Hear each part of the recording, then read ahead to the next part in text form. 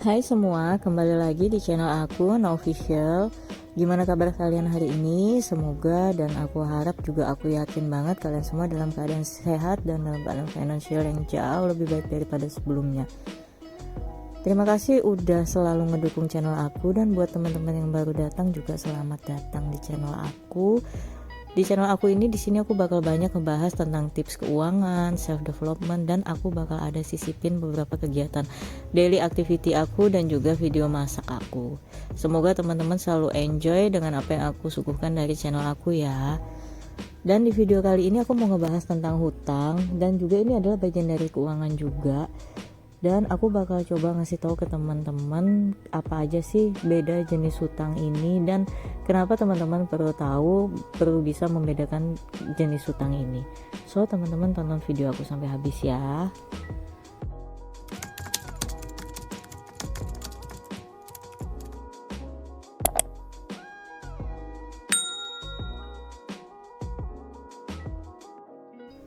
Kalau sudah ngomongin hutang itu rasanya serem banget ya teman-teman, karena di video aku sering banget dan selalu sering bilang ke teman-teman supaya sebisa mungkin kita itu menghindari hutang.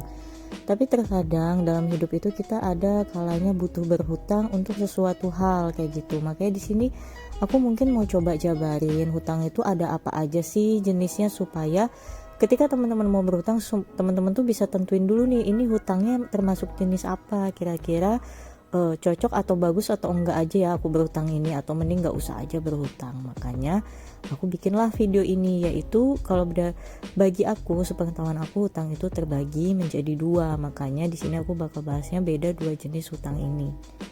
Nah, sebelum masuk ke perbedaan kedua jenis hutang ini, aku bakal kasih tahu dulu nih pengertian dari hutang. Walaupun teman-teman mungkin udah pada tahu ya, tapi aku bakal jabarin dulu pengertian dari si hutang ini apa sih. Jadi hutang itu adalah sejumlah uang yang dipinjam dari satu pihak kepada pihak yang lain dengan tujuan untuk memenuhi kebutuhan, keinginan, atau tujuan keuangannya lainnya. Dengan syarat si peminjam wajib membayar hutangnya kepada pihak yang meminjamkan, dan pihak yang meminjamkan pun wajib untuk mengingatkan si peminjam untuk membayar hutangnya. Karena hutang adalah sesuatu yang tetap harus dipertanggungjawabkan di akhirat walaupun kita meninggal. Jangan sampai kita jadi orang-orang yang zolim dengan tidak membayar hutang ya teman-teman, karena itu sangat tidak bagus sekali. Semoga kita semua dijauhkan dari sifat-sifat seperti itu. Nah, setelah tahu pengertian dari hutang tadi dan kewajiban apa yang harus kita lakukan setelah kita berhutang, di sini aku bakal lanjut kasih tahu dua jenis hutang yang aku ketahui, yaitu hutang produktif dan hutang konsumtif. Apa aja sih maksud dari hutang produktif dan hutang konsumtif ini? Nah, di sini aku bakal jabarin dulu apa arti dari si kedua hutang ini masing-masing. Untuk yang pertama, yaitu untuk hutang produktif. Hutang produktif adalah hutang yang kita pergunakan biasanya untuk membeli barang atau aset yang nilainya bisa bertambah di kemudian hari atau yang mempunyai manfaat finansial. Nah, yang kedua, untuk si hutang konsumtif. Hutang konsumtif adalah hutang yang ketika orang meminta hutang itu dipergunakan untuk membeli barang-barang yang tidak bisa berkembang di kemudian hari, bahkan bisa menyusut, dan juga tidak ada manfaat finansialnya. Jadi tidak akan ada keuntungan dalam bentuk uang atau keuntungan dari hasil usaha dari barang yang kalian beli dengan si hutang konsumtif ini. Jadi bener-bener 0% banget kayak gitu nilai finansial yang kalian dapetin dari si hutang konsumtif ini. Nah, jadi ini adalah perbedaan yang pertama dari sisi pengertiannya. Dari sisi pengertiannya aja udah sangat berbeda nih si hutang produktif dan si hutang konsumtif. Nah, terus yang kedua, aku akan memberikan perbedaan dari sisi contohnya. Apa aja sih yang masuk dalam hutang produktif dan apa aja yang masuk dalam hutang konsumtif, supaya teman-teman lebih mudah punya bayangan dan punya gambaran untuk bisa memilah-milah hutang yang mungkin teman-teman akan ajukan itu masuk ke dalam hutang apa. Yang pertama ini adalah contoh untuk hutang konsumtif ya teman-teman. Di sini aku salah nih nulisnya hutang produktif dan aku baru sadar itu ketika udah nyelesain penjelasannya. Jadi yang pertama ini adalah contoh dari hutang konsumtif. Hutang konsumtif itu contohnya yang pertama mungkin kalian kredit gadget, kredit motor, atau kredit mobil baru hanya untuk mengikuti tren atau untuk menaikkan gengsi kalian tanpa ada manfaat untuk menghasilkan uang dari si gadget, motor, atau mobil baru ini. Sedangkan ketiga hal ini adalah barang yang nilainya semakin tahun akan semakin menyusut. Jadi bukan untung kalian mempunyai aset ini, tapi kalian malah jadi rugi mempunyai aset ini jika tidak digunakan untuk usaha.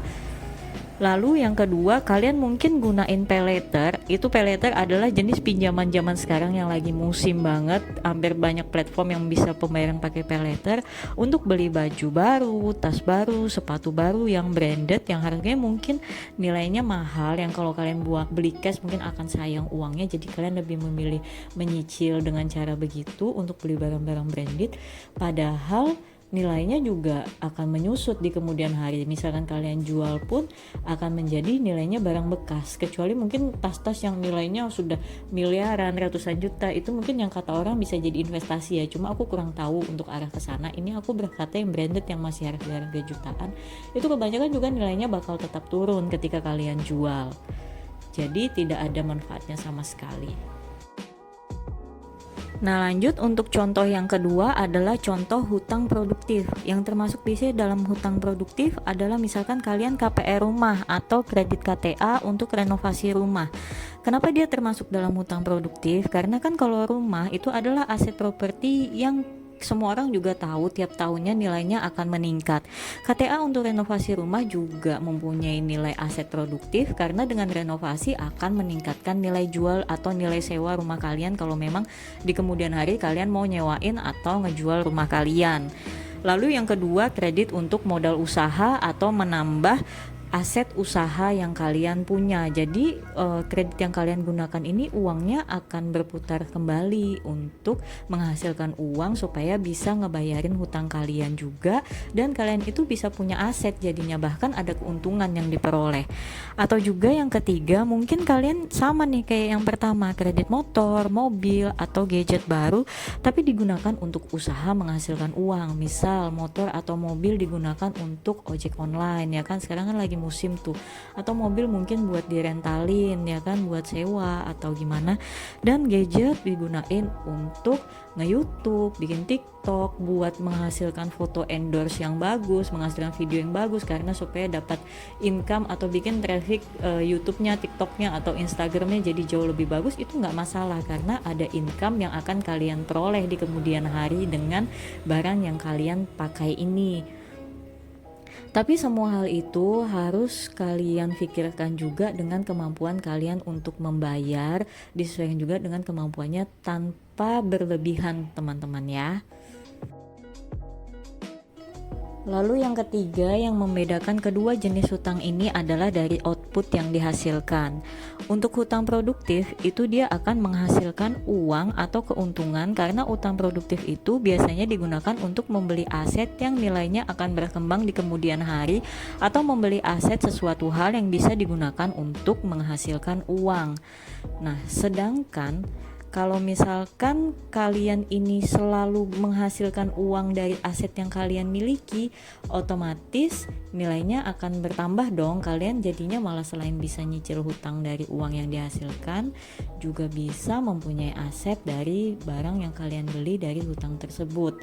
Nah, lalu untuk hutang konsumtif, output yang dihasilkan hanyalah akan menghasilkan kepuasan kepada orang yang berhutang itu ketika dia memiliki barang itu, tetapi tidak ada keuntungan finansial yang didapatkan dari hutang konsumtif ini atau dari barang yang dibeli dengan cara berhutang ini, karena juga nilainya adalah konsumtif, artinya konsumsi. Konsumsi itu kan sama halnya dengan sesuatu yang kita makan bakal habis deh kayak gitu, nggak ada sisanya sama sekali. Nah, hutang konsumtif pun rasanya akan seperti itu. Jadi setelah aku jabarin 3 jenis perbedaan yang membedakan antara hutang produktif dan hutang konsumtif, aku bisa kasih kesimpulan ke teman-teman kalau berhutang itu boleh-boleh aja, nggak selamanya buruk selama yang kalian pilih adalah hutang produktif. Karena hutang produktif itu bisa dilakukan jauh lebih baik dan boleh banget dilakukan, tapi dengan catatan kalian harus pertimbangkan cash flow keuangan kalian juga. Kalian harus punya manajemen keuangan yang baik. Kalian harus juga pertimbangkan ketika berhutang itu dengan kemampuan membayar kalian.